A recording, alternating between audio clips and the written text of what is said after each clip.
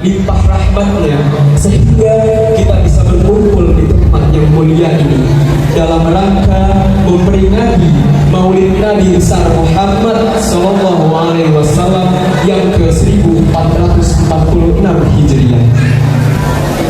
Salawat beriringkan salam semoga tetap bercurah limpah rahmat junjungan alam, tauladan umat manusia dan rahmat bagi seluruh alam, yakni baginda Nabi Agung Muhammad Sallallahu Alaihi Wasallam.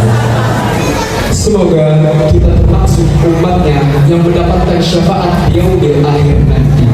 Amin amin ya rabbal alamin. Hadirin yang berbahagia, sebagai insan yang beriman dan bertakwa, saya selaku pembawa acara, izinkan saya membacakan susunan acara pada malam hari ini. Adapun susunan acara pada malam hari ini, acara yang pertama yakni pembukaan, acara yang kedua sambutan ketua panitia, dan acara yang ketiga pembacaan hadarah. Acara yang keempat, pembacaan kalam ilahi. Acara yang kelima, pembacaan berzanji sekaligus marhaban. Dan acara yang keenam, istirahat sejenak. Acara yang ketujuh, yaitu acara inti, ceramah agama sekaligus doa. Dan acara yang terakhir, yakni penutup. Hadirin yang dirahmati oleh Allah Subhanahu wa Ta'ala, untuk mempersingkat waktu, marilah bersama-sama kita buka acara pada malam hari ini dengan sama-sama melafalkan lafaz basmalah. Bismillahirrahmanirrahim. Hadirin yang dirahmati oleh Allah Subhanahu wa Ta'ala, acara selanjutnya yakni sambutan ketua panitia yang akan disampaikan langsung oleh Bapak Ustadz Syekh Khairuman Maulana. Kepadanya kami persilahkan. Alhamdulillah wa syukru ala ni'amillah wassalatu wassalamu ala rasulillah sayyidina Muhammadin wa ala alihi wa sahbihi wa man tabi'alahu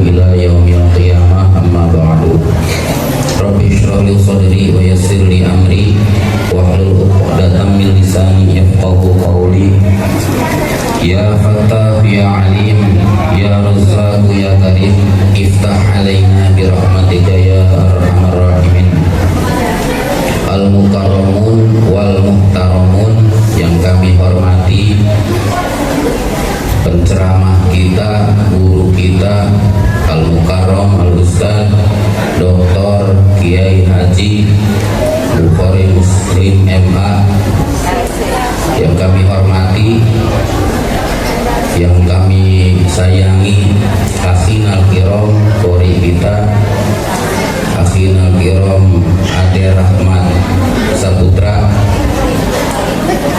bapak-bapak, ibu-ibu, para tokoh, orang tua kami yang mungkin tidak dapat kami sebutkan namanya satu persatu, namun sedikit pun tidak mengurangi rasa hormat, rasa takzim saya kepada bapak-bapak hadirin sekalian.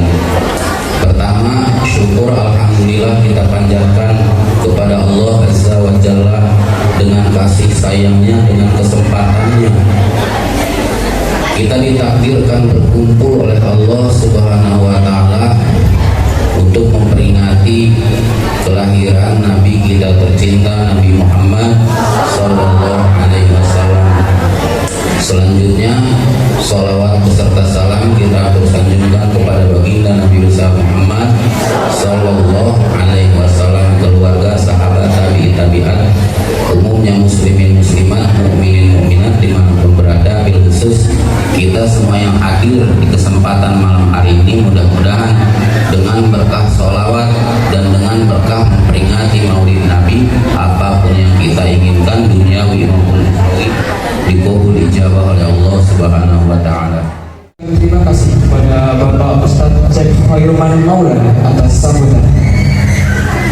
Hadirin yang dirahmati oleh Allah Subhanahu wa Ta'ala, acara selanjutnya yakni pembacaan silsilah atau hadarah yang akan dibacakan oleh Bapak Ustadz Zainal Arifin. Kepada beliau kami persilahkan. Wa maulana Muhammadin sallallahu alaihi wasallam wa ala alihi wa ashabihi wa azwajihi wa dzurriyyatihi wa ahli baitihi al-kiram lahumul Fatihah. A'udzu billahi minasy syaithanir rajim. Bismillahirrahmanirrahim. Alhamdulillahi rabbil alamin, arrahmanir rahim, maliki yaumiddin. Iyyaka na'budu wa iyyaka nasta'in, ihdinas siratal mustaqim, siratal ladzina an'amta 'alaihim ghairil maghdubi 'alaihim waladdallin. Subhanahu wa Ta'ala. Acara selanjutnya, marilah sama-sama kita dengarkan lantunan ayat suci Al-Quran yang akan dibacakan oleh Saudara Ade Rahmat Saputra. Kepadanya kami persilahkan.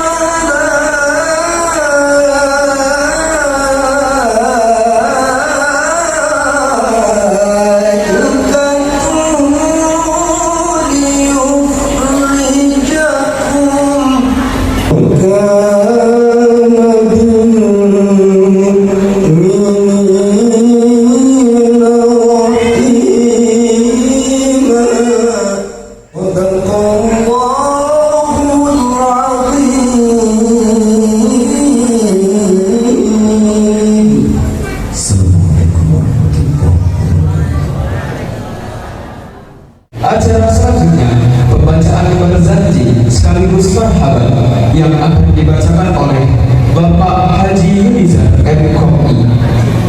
Kepadanya kami persilahkan.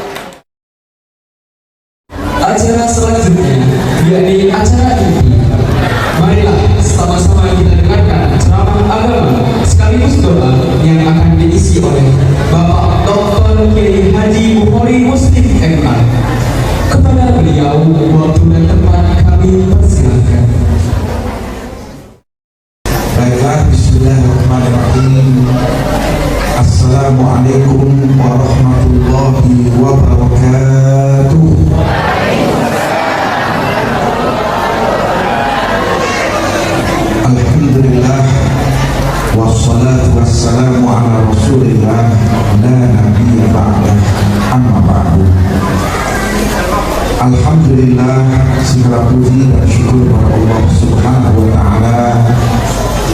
Salawat dan salam kepada Nabi kita Nabi Muhammad Sallallahu Alaihi Wasallam, juga kepada keluarga beliau, para sahabat, para tabi'in, dan segenap umat Nabi Muhammad Sallallahu Alaihi Wasallam. Kita berharap dari Allah Subhanahu wa Ta'ala, mudah-mudahan kita termasuk hamba-hamba Allah yang paling berhak untuk mendapatkan syafaatnya yaumul qiyamah. Amin ya rabbal alamin. Yang terhormat Ketua dan segenap pengurus Masjid Al-Istiqomah, para ahli ulama, ustaz dan ustazah, wabil khusus ketua dan segenap panitia penyelenggara PABI, dan juga ibu-ibu jamaah pengajian, adik-adik dan anak-anakku yang kita cintai. Pada malam hari ini sengaja kita berkumpul di rumah Allah ini, yaitu untuk memperingati kelahiran Nabi Muhammad Sallallahu Alaihi Wasallam. Kenapa kita melakukan ini? Tiada lain, kita ingin membuktikan bahwa kita ini cinta kepada Rasulullah Sallallahu Alaihi Wasallam. Dan kalau kita betul-betul cinta kepada Rasulullah lahir batin, apa ibaratnya? Nabi yang menjelaskan. Kata Nabi, almar'u ma'aman ahabba. Seseorang itu nanti di akhirat, kata Nabi, akan Allah satukan dengan siapa yang dia cintai. Jadi kalau seandainya kita betul-betul cinta kepada Rasulullah SAW, yakinlah insya Allah Allah akan menyatukan kita dengan beliau di surganya Allah Ta'ala. Amin ya rabbal alamin. Namun kita tahu tidak mungkin kita cinta kalau kita tidak mengenal beliau. Tak kenal maka tak sayang. Itulah sebabnya muncul ijtihad ulama-ulama untuk menyelenggarakan peringatan Maulid ini. Ternyata Bapak Ibu, ulama pertama yang melakukan peringatan Maulid ini bernama Syekh Muhammad Umar Al-Malla. Kalau kami Syekh itu, kalau kita di Indonesia Kiai ya. Jadi Syekh Muhammad Umar Al-Malla, beliau inilah tercatat dalam sejarah ulama pertama yang melakukan peringatan Maulid. Di mana? Di sebuah kota namanya kota Musir di Irak. Nah, peringatan itu didengar sama si raja yang berkuasa saat itu. Beliau bernama Al-Muzaffar Abu Sa'id. Dan ternyata peringatan itu memiliki makna positif. Yang belum kenal jadi kenal, yang sudah kenal tentang kelahiran Nabi Muhammad bertambah cinta kepada Nabi Muhammad SAW. Akhirnya apa Bapak Ibu?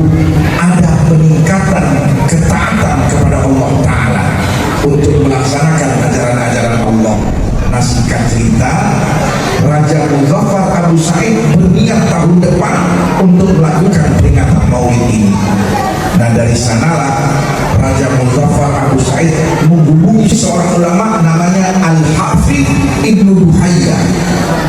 Dan ketika itu, zaman itu kalau seseorang dipanggil Al-Hafidh, itu adalah ulama yang selain hafal Quran 30 juz, beliau juga hafal 100.000 hadis-hadis Nabi Muhammad Sallallahu Alaihi Wasallam. Itu panggilannya Al-Hafiz. Kalau Imam Bukhari udah di atas lagi. Kalau Imam Bukhari itu dipanggil apa? Al-Hujjah. Ada juga yang memanggilnya Amirul Hadis. Amirul Hadis, pangerannya hadis. Kenapa? Karena Imam Bukhari selain hafal Quran 30 juz, beliau juga hafal 300.000 hadis Nabi Muhammad Sallallahu Alaihi Wasallam. Lengkap sanadnya, rawi-rawinya, dan matanya, teks hadisnya. Nah, itulah dia. Itu sebabnya ulama-ulama mengatakan as-sahhu kitabin ba'da kitabillah, kitab Sahihul Bukhari. kitab yang paling sahih, yang paling benar setelah kitabullah, setelah Al-Qur'an. Apa dia? Kitab Sahih Bukhari. Jadi memang belum ada duanya yang mengalahkan Imam Bukhari ini. Beliau hafal hadis 300 hadis. Kemudian beliau juga tidak mencantumkan satu hadis di dalam kitab sahihnya itu kecuali ibu-ibu apa? Beliau temui orang yang meriwayatkan hadis itu. Kadang-kadang beliau menempuh perjalanan sampai 500 kilo, bahkan sampai 1000 kilo untuk menjumpai seorang perawi hadis. Dia mau lacak, dia mau tahu apakah ini orang terpercaya, jujur ataukah tidak. Begitu sudah ketemu, ketahuan dia adalah orang solih, solihah yang baik, baru beliau cantumkan hadis itu dalam kitabnya. Siapa yang memberikan kekuatan kepada Imam Bukhari? Tiada lain adalah Allah Subhanahu wa Ta'ala, sebagai bukti bahwa memang Allah melindungi dan menjaga ajaran agama Islam yang terakhir yang Allah berikan kepada Nabi kita, Nabi Muhammad sallallahu alaihi wasallam.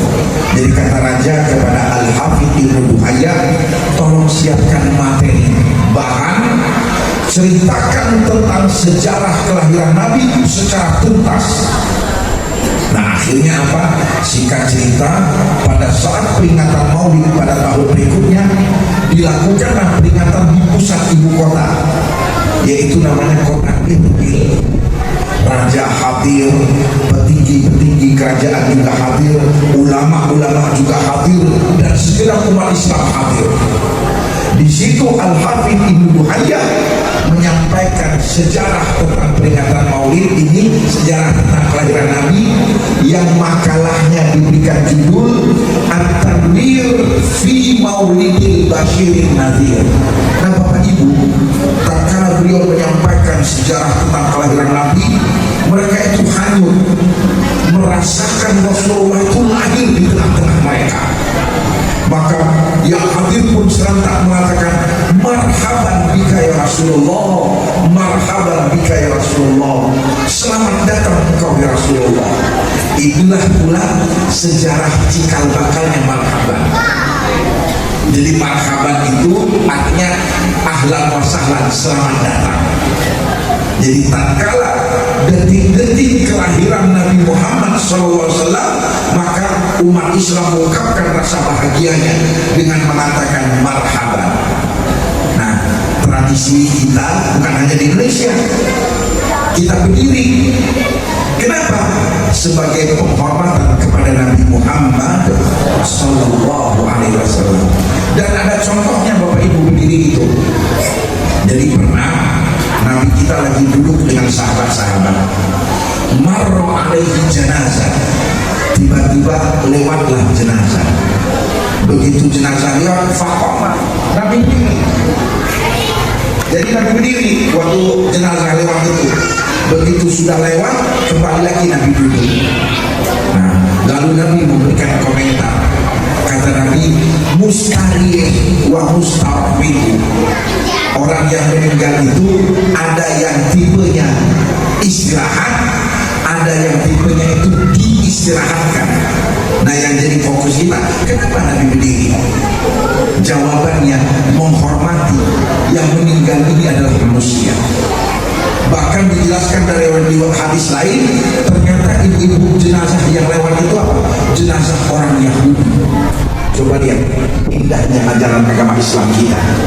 Artinya apa? Ini adalah etika, dan itu dicontohkan oleh Nabi kita, Nabi Muhammad SAW. Maka pada saat mahalul qiyam, saat kita berdiri, itu adalah detik-detik kelahirannya Nabi kita, Nabi Muhammad SAW. Nah singkat cerita Bapak Ibu, peringatan Maulid sejak itu dilakukan dan melebar ke negara-negara lain. Dan tercatat negara yang pertama sekali melakukan peringatan secara nasional itu adalah Kerajaan Fatimiyah. Dan Kerajaan Fatimiyah ini adalah kerajaan yang berpusat di Kairo, di Mesir, dan kerajaan Fatimiyah inilah ibu-ibu yang mendirikan Universitas Al-Azhar. Tahun berapa Al-Azhar didirikan? Tahun 361 Hijriah. Bahkan sekarang sudah berkembang. Kalau awal mulanya cuma peringatan Maulid, tapi nanti ibu-ibu ingat bulan Rajab datang lagi kita memperingati peringatan Isra dan Mi'raj. Datang bulan Ramadan ada juga peringatan Nuzulul Quran. Begitu datang bulan Muharram peringatan lagi tahun baru Hijriah. Artinya apa? Peringatan-peringatan ini adalah momentum atau media untuk kita lebih mengenal Nabi kita Nabi Muhammad Sallallahu Alaihi Wasallam. Bapak-bapak, ibu-ibu, dalam ajaran agama Islam kita ini terdiri dalam dua hal. Ada yang disebut usul. Usul itu artinya masalah prinsip dalam ajaran agama Islam ini yang kita tidak boleh berbeda. Yang kedua disebut furu. Furu itu artinya cabang-cabang, ranting-ranting yang kita boleh berbeda-beda di sana. Nah ini, jadi berarti dalam agama Islam kita ini ada yang kita harus sama, tetapi ada juga yang kita boleh berbeda. Untuk masalah usul yang kita tidak boleh berbeda itu apa? Berkaitan dengan masalah iman, berkaitan dengan masalah akidah. Tidak boleh berpendapat, tidak boleh kita berpendapat. Kalau masalah apa tadi? Akidah, nggak boleh. Jadi apa yang Allah beritahukan kepada kita, apakah langsung di dalam Al-Quran ataukah melalui Nabi kita Nabi Muhammad Sallallahu Alaihi Wasallam, itulah yang menjadi keyakinan kita sebagai umat Nabi Muhammad Sallallahu Alaihi Wasallam. Nggak boleh kita berpendapat. Misalnya Bapak Ibu, sekarang saya mau nanya, berdasarkan Al-Quran dan hadis yang selama ini kita ketahui, manusia pertama yang Allah ciptakan siapa? Adam. Dari Adam Allah ciptakan Siti Hawa dari tulang rusuknya. Dijelaskan Nabi. Pertanyaannya, waktu Allah menciptakan Siti Hawa, berapa usianya Nabi Adam alaihissalam? Yang bisa jawab umroh. Hah? Jadi waktu Allah menciptakan Siti Hawa, Adam umurnya berapa? Dari mana Bapak tahu? Bacaan dari mana itu? Hah? Pernah dengar? Awas. Nah ini yang saya harus hati-hati. Artinya apa? Ketika kita menanyakan sesuatu hal yang Allah Rasul tidak memberitahukan, itu namanya lebay. Dan kalau kita coba-coba mencari-cari jawabannya, itu namanya super lebay. Ya, kenapa? Ini bicara tentang alam gaib ini. Alam gaib itu apa? Nggak boleh kita berpendapat. Melainkan apa? Terima saja apa yang Allah telah beritahukan kepada kita, baik langsung di dalam Al-Quran ataukah melalui Nabi kita Nabi Muhammad. Ini dia. Jadi gak boleh nyari-nyari. Nah, ketika Adam dan Hawa diciptakan oleh Allah, lalu mereka kan menjadi pasangan suami istri ya. Nah, yang menjadi pertanyaan, Adam umurnya berapa, Siti Hawa umurnya berapa waktu mereka menikah? Ada yang tahu? Jawabannya sama.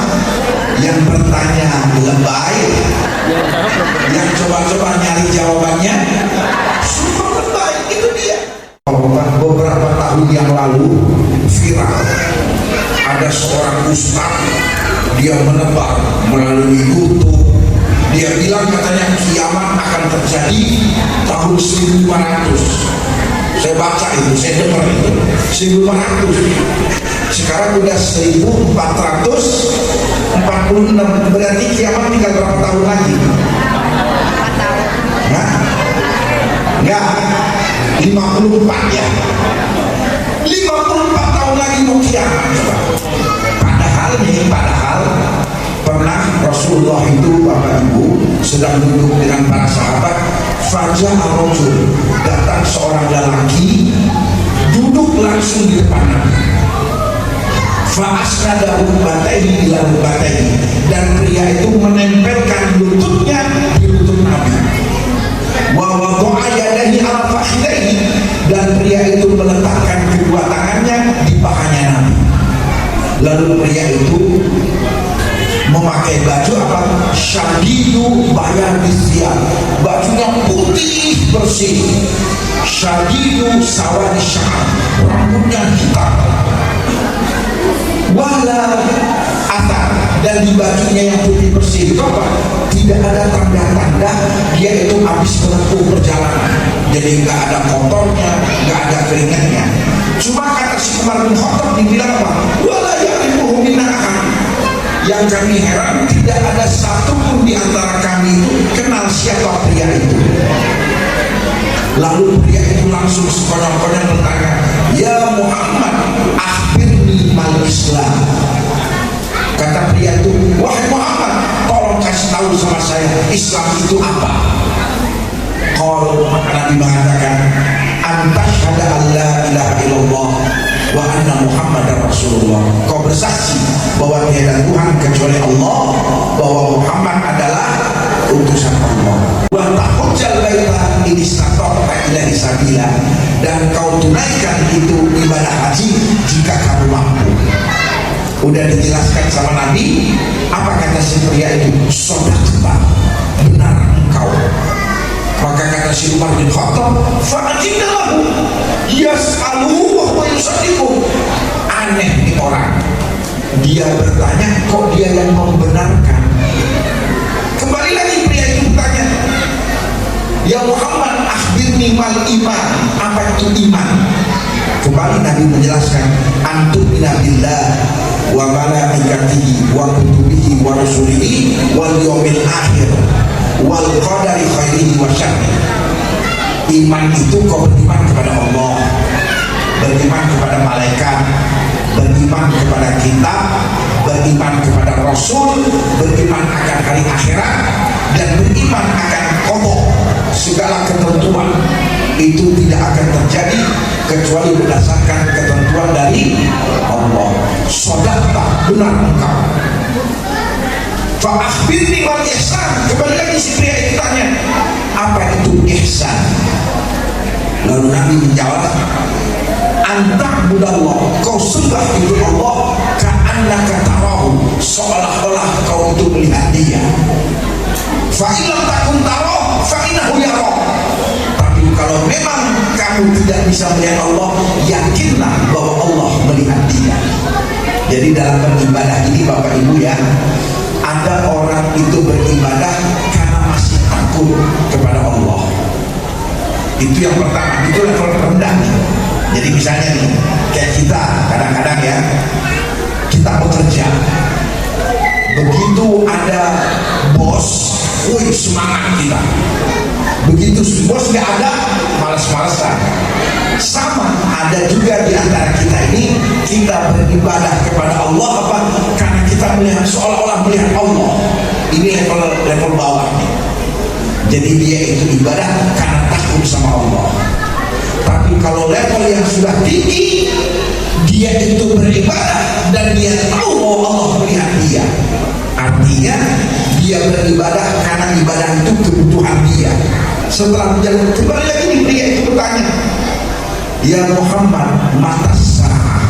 Wahai Muhammad, kapan terjadi kiamat? Jadi Nabi ditanya kapan kiamat. Apa jawabnya Nabi kita? Mal mas'ulu anha bi'alama minas sa'il. Orang yang kau tanya tentang kiamat tidak lebih tahu dibandingkan yang bertanya. Artinya apa? Yang ditanya dengan yang bertanya gegoh. Gegoh jamaah-jamaah mak pandai. Sama-sama nggak tahu. Iya, ini dia. Kemudian kata si pria itu, fa'akhbirni an Al-Fatihah. Kalau gitu tolong beritahukan saya tentang tanda-tandanya kiamat. Lalu Nabi menjelaskan, antaridat amatu rabbataha. Ini tanda kecil kiamat. Ketika banyak amah itu apa? Budak hamba saya melahirkan majikannya. Maksudnya apa?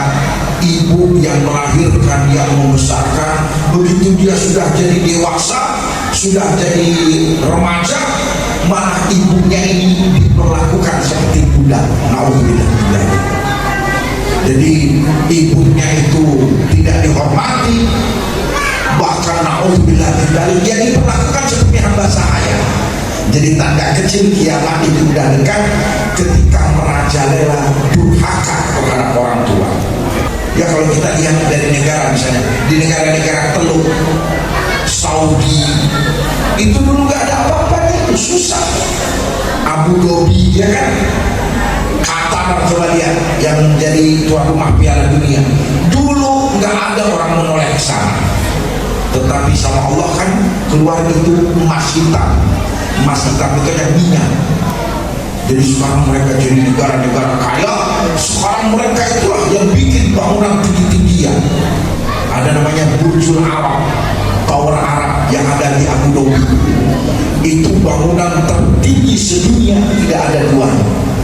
Nah sekarang ini Saudi pun merancang akan membuat bangunan yang mengalahkan Burjul Arab itu, lomba-lombaan mereka.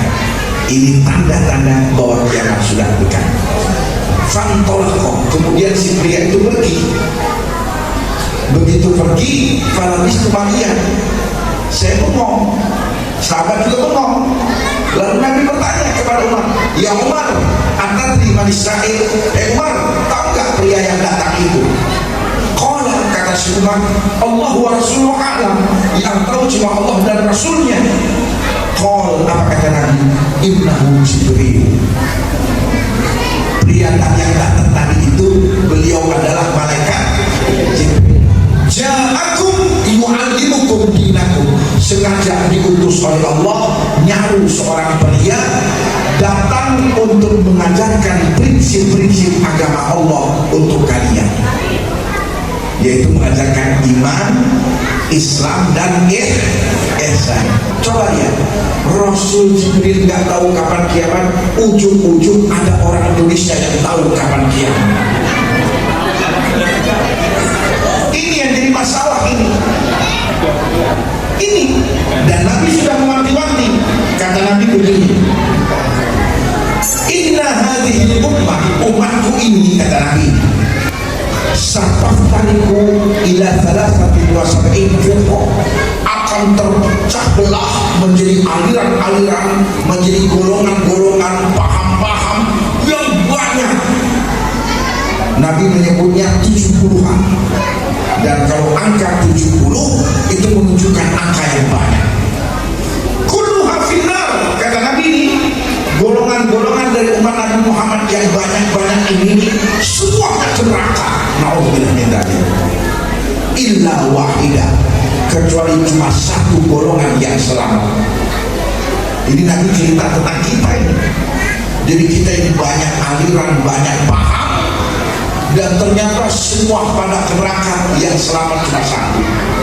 Fakila, maka serentak sahabat-sahabat bertanya, manhum ya Rasulullah, siapakah satu golongan yang selamat itu ya Rasulullah? Qala, Nabi mengatakan, ma ana alaihi wa ashab. Golongan dari umatku yang satu yang selamat itu adalah mereka yang mendapatkan ajaran-ajaran Allah dan mengamalkan itu ajaran-ajaran Allah bersumber dari aku dan dari sahabat-sahabat yang berpegang teguh ajarannya itu bersumber dari Nabi Muhammad SAW.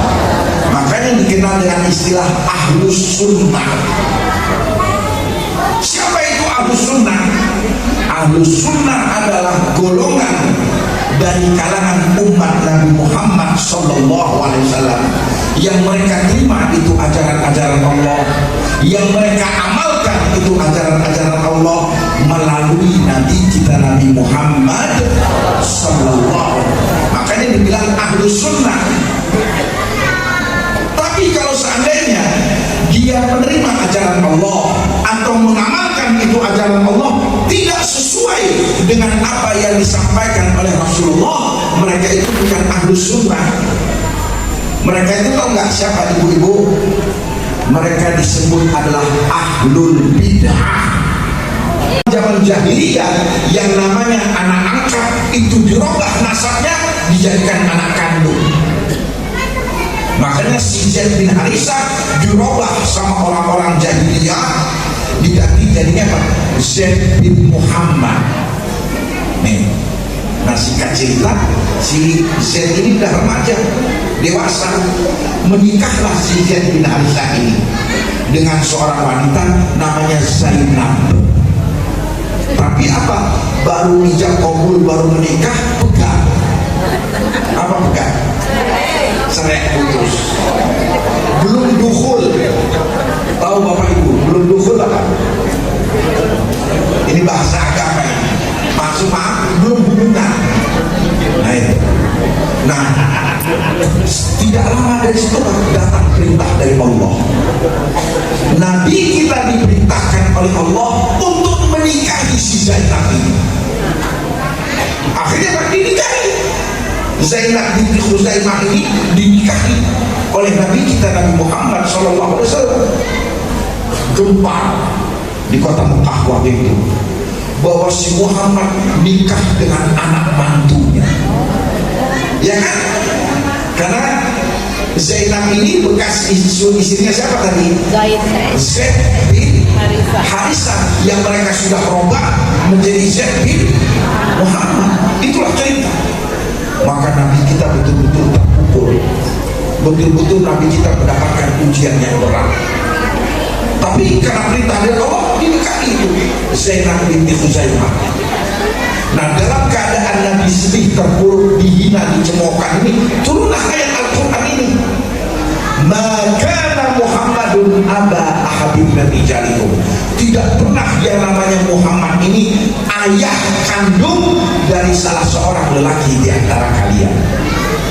Artinya kalian aja yang ngarang-ngarang. Anak angkat kalian robah dijadikan anak kandung. Makanya bapak-bapak, ibu-ibu ini hukum nih. Kalau anak angkat kita melihara anak, membesarkan anak, termasuk anak yatim, itu pahalanya besar. Tapi kalau anak angkat kita robah jadi anak kandung, dosanya besar. Gak main-main. Iya, anak angkat gak bisa menjadi anak kandung.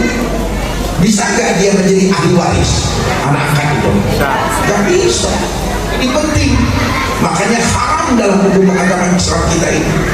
Jadi kalau misalnya dia sebagai anak angkat, ya udah besarkan itu anak sesuai dia dengan anak angkat. Apalagi kalau perempuan Pak, waktu masalah ijab kabul kan fatal itu. Apa bongkar, beritahukan. Yakinlah sama Allah, nggak mungkin aturan Allah itu keliru. Kita aja yang memanipulasi. Orang bukan darah daging kita, kok kita nasabkan kepada diri kita. Lanjut ayat tadi, walakin Rasulullah wa khataman nabiyyin wa kana Allahu bi kulli syai'in alima. Melainkan si Muhammad ini adalah Rasulullah. Apa Rasulullah? Utusan Allah. Wa khataman nabiyyin. Khatam artinya dalam keyakinan kita sebagai seorang muslim dan muslimah, masih ada lagi nggak Nabi setelah Nabi Muhammad SAW? Nggak ada. Makanya kita dikatakan ahlus sunnah, karena kita mengikuti ajaran Allah sesuai dengan apa yang diajarkan oleh Nabi Muhammad SAW. Ujuk-ujuk muncul yang edan. Dia edan dulu itu yang mengklaim bahwa saya reinkarnasinya Jibril dan saya memberikan wahyu kepada anak saya yang namanya Abdurrahman dan saya angkat anak saya ini jadi nabi. Mampas. Ini terjadi ini. Nah, karena dia sudah keluar dari ajaran-ajaran agama Islam kita yang prinsip, maka dia edan itu disebut ahlul bid'ah. Ahmad Musodi, tahu kan dulu, yang ngaku dirinya sebagai nabi, padahal nabi kan udah beres, sudah rampung. Maka disebut ahlul bid'ah. Wa kullu bid'atin dhalalah. Dan kalau dia sudah keluar dari ajaran Nabi Muhammad SAW, maka dhalalah wala dhalin. Apa arti dhalalah? Sesat. Wa kullu dhalalatin finnar. Dan kalau dia sesat, dia tidak kembali kepada jalan yang benar, na'udzubillah, maka dia akan menjadi penghuni api neraka. Jadi sekali lagi, mereka yang komitmen dengan ajaran-ajaran Allah harus sumbernya dari Allah, harus melalui Nabi kita Nabi Muhammad. Itu sebabnya Bapak Ibu, secara sederhana, ini udah mau jam 3 kurang. Secara sederhana, kita ini kan beribadah ya, kita berbuat kebaikan. Mau nggak ibadah kebaikan kita diterima oleh Allah? Mau nggak? Maka untuk diterima oleh Allah, ulama-ulama mengatakan 2 syaratnya. Apa itu 2 syarat itu? Itulah dia 2 kalimat syahadat kita. Yang pertama apa? Asyhadu an la ilaha illallah. Aku bersaksi bahwa tiada Tuhan kecuali Allah. La ilaha illallah. Artinya ibadah kita itu harus kita lakukan lillahi. Ini kuncinya ini. Jadi kalau Allah diduakan, maaf, Allah itu maha kaya, maka Allah tidak akan menerimanya. Kalau dalam Al-Quran apa? Wa ma umiru illa liya'budullaha mukhlishina lahuddin. Harus ikhlas. Makanya kita terima kasih sama ulama-ulama Syafi'iyah yang mengajarkan kita doa-doa itu. Selalu ujungnya dikasih lillahi ta'ala. Benar nggak? Coba kalau kita diajarin doa sholat misalnya, usolli fardul maghribi salasa rakaati imaman atau makmuman, ujungnya apa? Lillahi ta'ala. Mengajarkan kenapa? Ini syarat pertama. Jadi kalau dia tidak lillahi ta'ala, sorry, Allah maha kaya, nggak butuh. Serahin aja sama yang kau duakan aku. Ini dia. Kemudian syarat yang kedua apa? Wa asyhadu anna Muhammadar Rasulullah. Dan aku bersaksi bahwa Muhammad adalah utusan Allah. Maksudnya apa?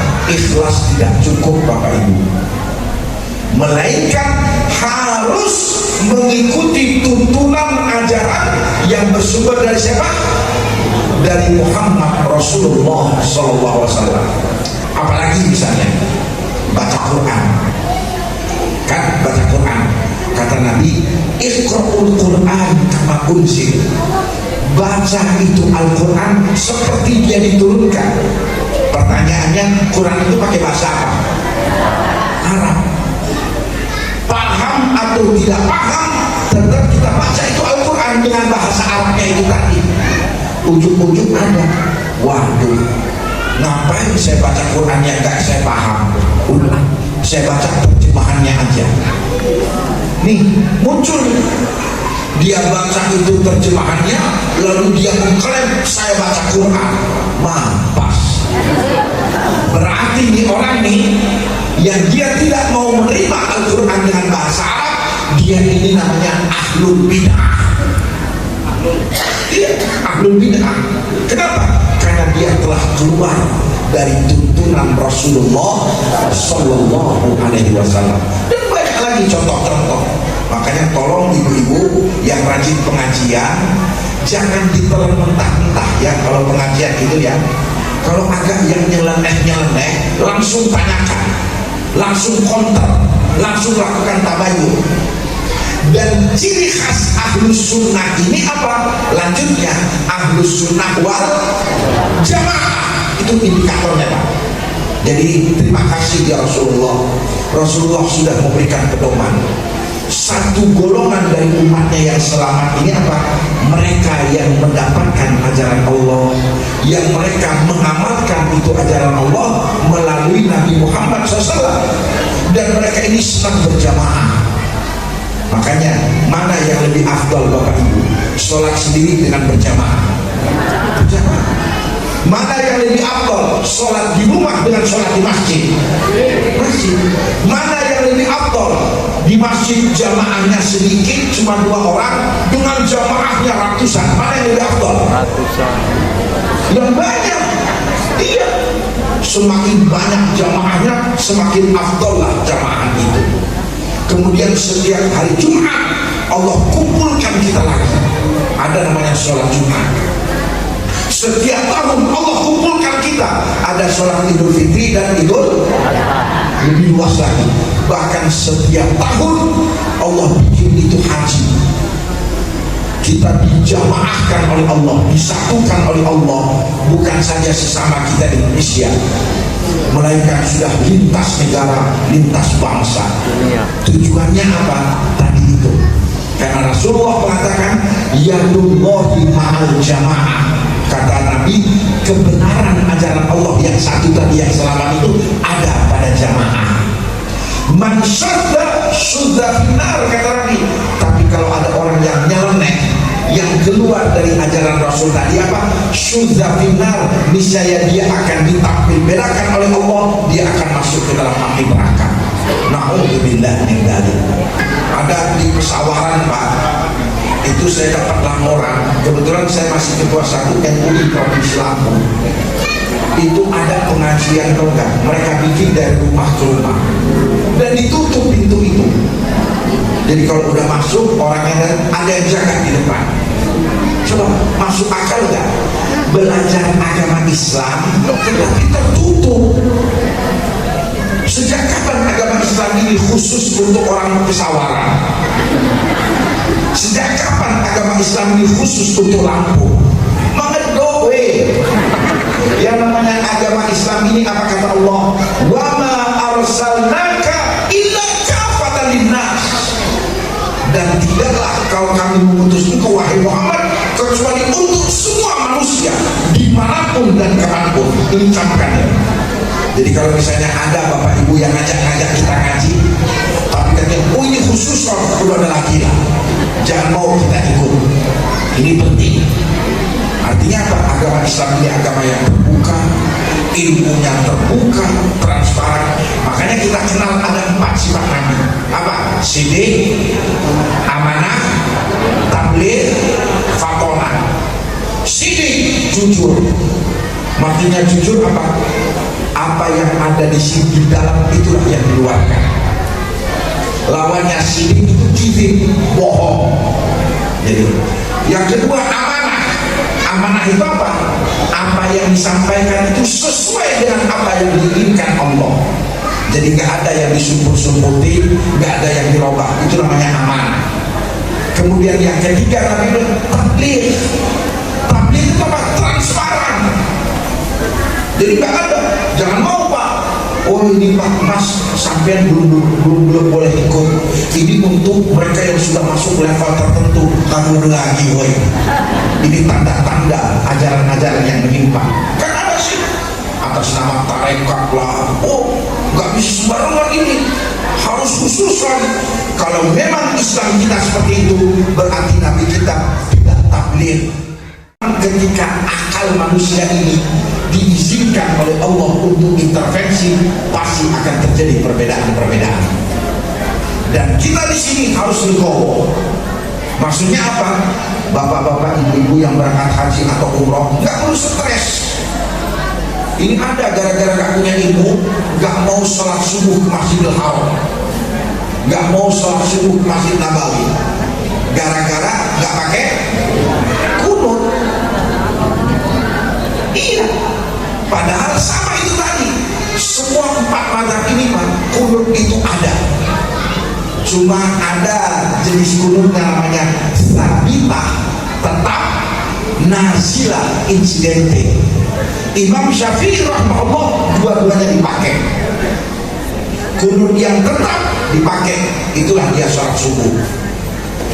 Ada juga kunut nazilah, kunut secara insidentif dipakai. Tapi kalau yang 3 mazhab lainnya, mereka cuma pakai kunut nazilah, nggak ada kunut sabitah. Jadi nanti mana yang benar mana yang salah, tanyain aja sama Allah nanti di akhirat. Benar. Kalau benar berarti dapat berapa pahala? Kalau salah dapat berapa pahala? Berarti semuanya benar. Kalau kita sudah seperti ini, kita akan tolong jiwanya. Artinya kita tidak akan mudah untuk menyalahkan orang, dan kita jangan mau pula disalah-salahin. Iya, ini namanya wilayah istihad. Nah, sekarang saya akan bicara tentang Indonesia. Di Indonesia ini kan banyak aliran. Ada NU, ada Muhammadiyah, ada Persis, ada Al-Irsyad. Tolong dipahami Bapak Ibu, ini bukan masalah usul perbedaannya, tetapi hanya masalah furu'. Artinya perbedaan-perbedaan yang terjadi itu bukan masalah prinsip, melainkan masuk dalam wilayah furu' yang memang boleh untuk kita berbeda di sana. NU misalnya, NU sudah menyatakan dengan tegas bahwa kami NU memakai madhabul arba'ah, pakai 4 madhab. Artinya apa? Bisa dia Syafi'i, bisa dia Maliki, bisa dia Hanafi, bisa juga dia Hambali. Tetapi yang populer di Indonesia ini pakai madhab apa? Syafi'i. Itu komitmen. Kalau Muhammadiyah apa? Tidak bermasalah. Pokoknya kami pakai, kami gaduh-gaduh semuanya. Ini kalau mau tahu letak perbedaan. Jadi sama juga, kembali kepada ulama-ulama juga. Cuma mereka itu Pak, kalau kasarnya Pak, nyempok saya bangi. Nanti dia pakai yang Hanafi, pakai yang Hambali, itu loh. Apalagi misalnya, contoh misalnya terawehan. Terawehannya itu kan 8-nya. Itu ternyata Maliki itu 8. Kalau Hambali dengan Syafi'i dengan Hanafi itu 20. Itu letak perbedaan jumlah rakaatnya. Jadi nah sama kalau NU dia memakai tradisi dan budaya. Jadi yang namanya tradisi budaya itu dipakai selagi tidak bertentangan dengan agama. Muncullah tahlilan, nikah, ya itu dipakai, nggak alergi dengan peninggalan masa lalu. Al-Irsyad ini Bapak Ibu sekedar untuk diketahui, mereka ini umumnya pengikut Al-Irsyad ini adalah orang-orang keturunan Arab, tetapi yang mereka itu nasabnya bukan ke Nabi. Jadi nasabnya itu bukan ke Nabi, makanya mereka itu dipanggilnya Syekh. Kalau yang nasabnya ke Nabi itu Habib, ya lagi heboh sekarang ini. Nah, kalau mereka orang-orang keturunan Arab yang nasabnya itu ke Nabi, Habaib, itu ngikut NU. Tapi kalau orang-orang keturunan Arab yang mereka itu nasabnya tidak ke Nabi, mereka ikut Al-Irsyad. Contohnya, baru ini ada yang meninggal, Syekh Yazid Abdul Qadir Jawas. Ya, karena kan juga di YouTube viral. Beliau itu pahamnya adalah Al-Irsyad. Pernah dengar juga namanya Khalid Basalamah, ya. Syafiq Basalamah. Itu adalah orang-orang yang pahamnya itu namanya Al-Irsyad. Dan dalam paham Al-Irsyad tidak ada namanya tradisi budaya. Pokoknya kalau tidak dilakukan Nabi, jangan lakukan, titik. Jadi mereka nggak mau Pak, peringatan-peringatan gini nih, nggak ada Al-Irsyad itu. Apalagi tahlilan, nggak ada. Artinya apa? Ini cuma beda istihadnya saja. Jadi perbedaan. Makanya apa? Silahkan Anda Al-Irsyad jangan merayakan ini Maulid dengan alasan dalil Anda, tetapi Anda jangan menyalah-nyalahkan yang melakukan ini peringatan Maulid. Yang kita merayakan ini kita punya dalil-dalilnya, punya argumen-argumennya. Mereka juga punya argumen. Jadi apa? Enjoy. Nggak akan ribut kita ini Pak. Apa ribut? Ribut. Jadi ternyata ribut kita ini tahu nggak Pak? Permasalahan yang memang kita boleh berbeda, lalu kita nggak siap untuk berbeda. Yang paling terakhir dari Bapak Ibu, ini soalnya udah mau ketiga ya. Yang paling terakhir di Saudi itu Bapak Ibu, saya mau tanya, kalau bawa kendaraan sebelah kanan atau sebelah kiri? Kiri. Ayo. Kiri. Sebelah mana? Kiri. sebelah kiri jalan? Sebelah kiri, sebelah kiri. Yang nyetirnya mereka itu apa? Di sebelah kanan jalan. Kalau di Indonesia kendaraan itu sebelah mana? Kiri. Sebelah kiri, ya kan? Ya.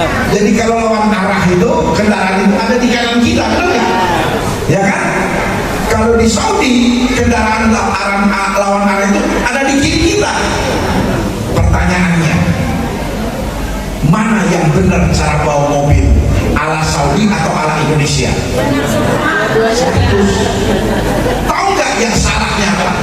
Gaya bawa mobil di Saudi diterapkan di Indonesia. Ya. Itu kecelakaan dia. Iya. Arah mobil dari arah kanan, dia bawa mobilnya sebelah kanan. Kita besok ke rumah sakit dia. Atau sebaliknya, dia di Saudi bawa mobil ala Indonesia. Udah opname dia, syukur-syukur gak lewat. Inilah dia yang jadi permasalahan. Karena itu apa? Karena kita sudah tahu semuanya benar, maka prinsipnya apa? Di mana bumi dipijak, di situ langit dijunjung. Selesai, clear. Ini dia Islam yang indah, Pak. Islam yang betul-betul membawa rahmatan lil alamin. Di Arab Saudi, Pak, sehebat apapun ulama, kalau beliau itu jadi mazhabnya itu Syafi'i, tetap jadi makmum. Kalau dia itu Hanafi, tetap jadi makmum. Karena pola ibadah yang ada di Masjidil Haram, di Masjid Nabawi, pengajian-pengajian ustaz-ustaz yang memberikan itu mazhabnya itu Hambali. Ya saya di Saudi lama, saya tahu. Makanya yang kasihan itu Pak, jemaah orang Indonesia rajin ikuti pengajian. Kan banyak di Masjidil Haram, ada di Masjid Nabawi. Dan si ulama ini nggak salah, karena beliau ini mazhabnya Imam Hambali. Jadi ketika ada pertanyaan, beliau pasti akan jawab sesuai dengan mazhab Hambalinya. Nah, orang Indonesia ini yang paham itu tadi, ditelan mentah-mentah. Pulang dia ke Indonesia, udah kamu lagi sholat bareng di Masjid Istiqomah. Gara-gara apa? Imamnya baca basmalah. Bisa ini contoh nih. Tidak, Bapak Ibu, semuanya benar. Jadi kalau mau rukun damai, udahlah laksanakan. Dan di sejumlah negara udah nggak ada lagi permasalahan ini, Pak. Inilah dia, mudah-mudahan Allah memberikan pencerahan kepada kita sehingga kita paham tentang ajaran Allah yang disampaikan oleh Nabi Muhammad SAW, dan kita harus komitmen, kita harus menjadi golongan umat Nabi Muhammad, yaitu golongan ahli sunnah wal jamaah. Karena ini garansi, itu yang selamat. Di luar dari ahlu sunnah itu namanya ahlu bid'ah, dolalah, sesat, fitnah, itu neraka. Jadi bid'ah itu bukan memperingati maulid, itu gak ada konteksnya. Ini bid'ah itu bertentangan dengan ajaran Nabi kita Nabi Muhammad SAW. Sekali lagi, semoga yang saya sampaikan ada manfaatnya dan betul-betul kita mendepankan persaudaraan. Perbedaan itu pasti terjadi.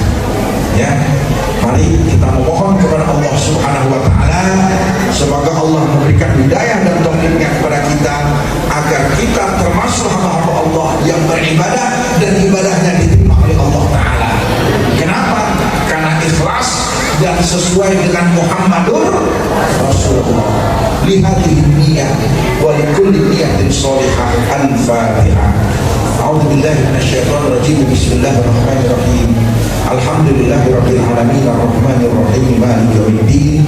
Iyyaka na'budu wa iyyaka nasta'in ihdinas siratal mustaqim. Shiratal ladzina an'amta 'alaihim ghairil maghdubi 'alaihim waladdallin. Amin. Ya dzal jalali wal ikram, lakal hamdu ya ma'bud hamdan yuwafi ni'amahu wa yukafi'u mazidah. Ya Rabbana lakal hamdu kama yanbaghi li jalali wajhikal karim wa 'azimi sultanik. Allahumma salli ala sayyidina Muhammadin wa ala ali sayyidina Muhammad. Allahumma anta rabbuna la ilaha illa anta khalaqtana wa nahnu 'abiduk wa nahnu ala ahdika wa wa'dika mastata'na.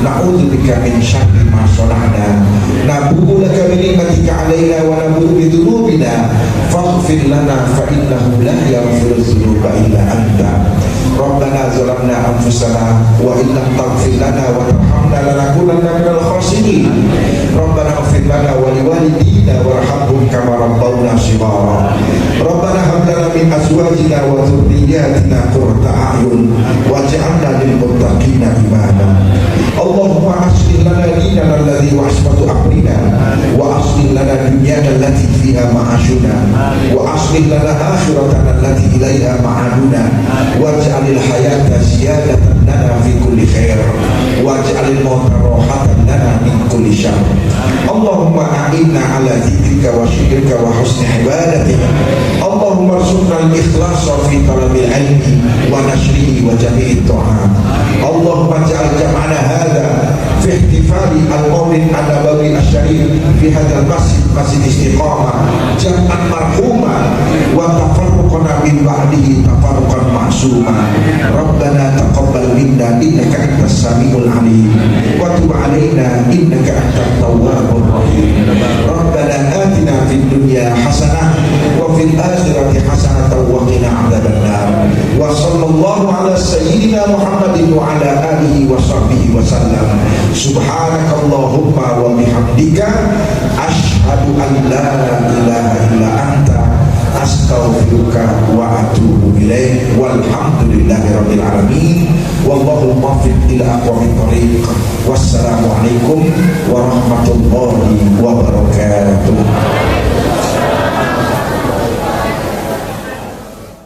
Hadirin yang dirahmati oleh Allah Subhanahu wa taala. Tibalah kita di penghujung acara pada malam hari ini.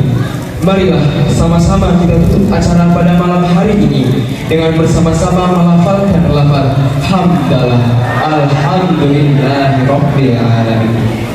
Sebelum saya akhiri, saya selaku pembawa acara dan mewakili segenap para panitia memohon maaf sebesar-besarnya apabila terjadi kesalahan, kekurangan pada acara malam hari ini, karena sesungguhnya kesempurnaan itu hanyalah milik Allah SWT. Saya akhiri, wallahul muwaffiq ila aqwamit thoriq. Wassalamualaikum warahmatullahi wabarakatuh.